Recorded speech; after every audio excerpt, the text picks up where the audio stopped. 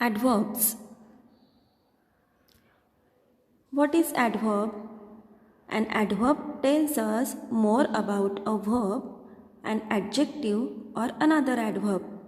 In a way, an adverb modifies all those verbs, adjectives, and adverbs.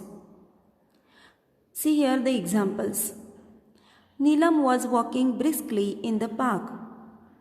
Here, walking is a verb and briskly is an adverb which modifies walking.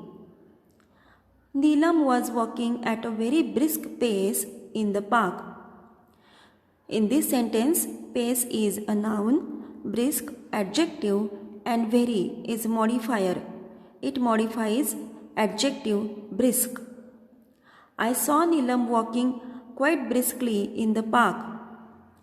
Here again, briskly is adverb and quite is another adverb which modifies the adverb briskly.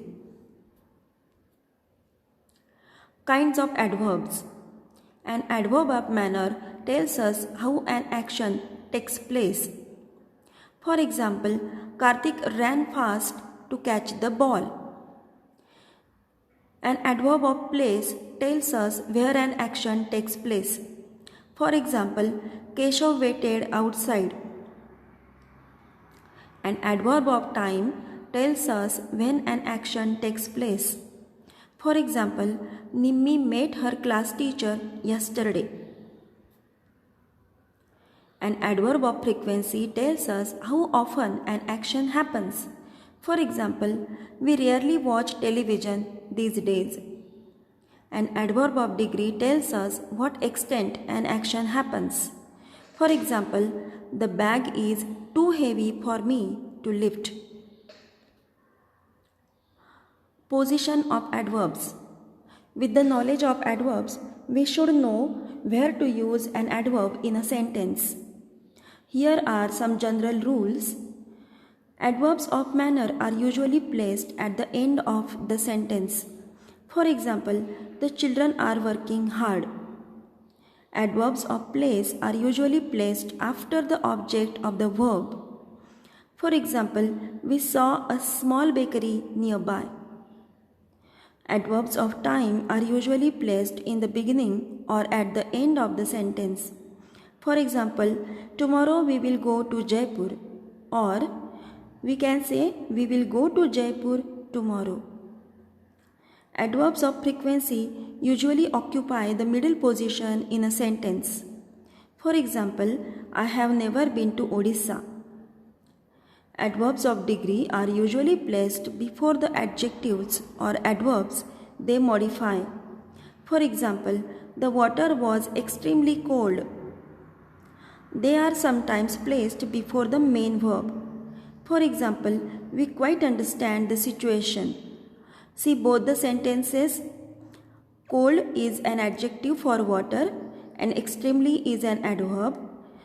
At the same time, understand is a verb and quite is modifier or adverb. One adverb for several words. Adverbs can often help us to express something in one word that would otherwise require several words. See the example. Please reach the auditorium without any delay. So, without any delay can be replaced by immediately, and the sentence will be, please reach the auditorium immediately.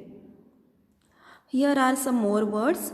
By good fortune, fortunately, for a limited period of time, temporarily, without any doubt, undoubtedly.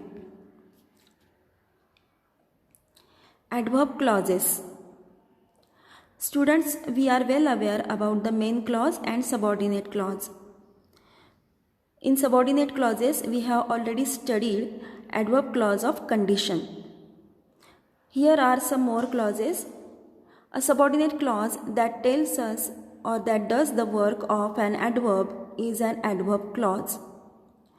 For example, sit down wherever you are comfortable. Again here some adverb clauses are there. Adverb clause of time tells us when an action took place.